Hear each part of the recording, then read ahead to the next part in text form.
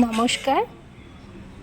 শান্তনা সরকার বাঙালি ঘরোয়া রান্না আপনাদের সুস্বাগত। আজকে আমার মেনু কাতলা পোস্ত। এর জন্য আমি পেটি মাছ দেখে নিয়েছি, কাতলা মাছ। আপনারা চাইলে অন্য গাদাও নিতে পারেন। তো এটাকে আমি হাফ চামচ হলুদ, হাফ চামচ কাশ্মীরি লঙ্কার গুঁড়ো আর হাফ চামচ লবণ দিয়ে আমি সুন্দরভাবে মাখিয়ে নিয়েছি। মাখানোর সময় একটু দিয়ে দিয়েছি সরিষার তেল। সরিষার তেলটা দিয়ে আমি খুব সুন্দরভাবে মাখিয়ে নিয়েছি।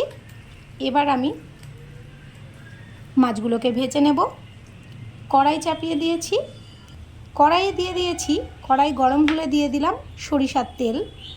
একটু পরিমাণে বেশিই দিতে হবে, কারণ যেহেতু মাছটা ডুবো তেলে ভাজবো।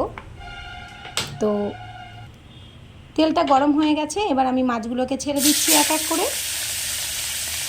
মাছগুলোকে ছেড়ে দেওয়ার পর আমি মাছগুলোকে ভেজে তুলে নেব। আর এদিকে আমি একটা মশলা করে নেব। মিক্সারের বাটির মধ্যে আমি দিয়ে দিচ্ছি 6টা লঙ্কা, তার সঙ্গে দিয়ে দিচ্ছি 4 টুকরো আদা কুচি, পেঁয়াজ কুচি, একটা মিডিয়াম সাইজের পেঁয়াজ, দিয়ে দিচ্ছি টমেটো কুচি, আর দিয়ে দিলাম 1 চামচ লবণ। এছাড়া দিয়ে দিচ্ছি 1 চা চামচের সর্ষে, সাদা সর্ষে, আর একটা বড় চা চামচের 2 চামচ পোস্ত। এইবার আমি সব কিছুর মধ্যে একটু জল অ্যাড করে নিচ্ছি এবং এটা আমি মিক্সার করে নিচ্ছি।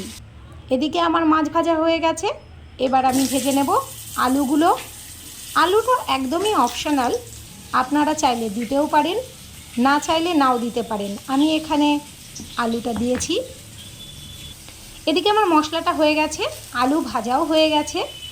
ওই একই কড়াইয়ের তেলের মধ্যে যেটুকুনি তেল ছিল আমি দিয়ে দিলাম হাফ চামচ 5 ফোড়ন, একটা তেজপাতা, একটা শুকনো লঙ্কা। আর এদিকে মশলার মধ্যে আমি অ্যাড করে নিচ্ছি 1 চামচ হলুদ গুঁড়ো, 1 চামচ কাশ্মীরি লঙ্কার গুঁড়ো। এতে কালারটা ভীষণ সুন্দর আসে। একটু মিক্সড করে নিলাম।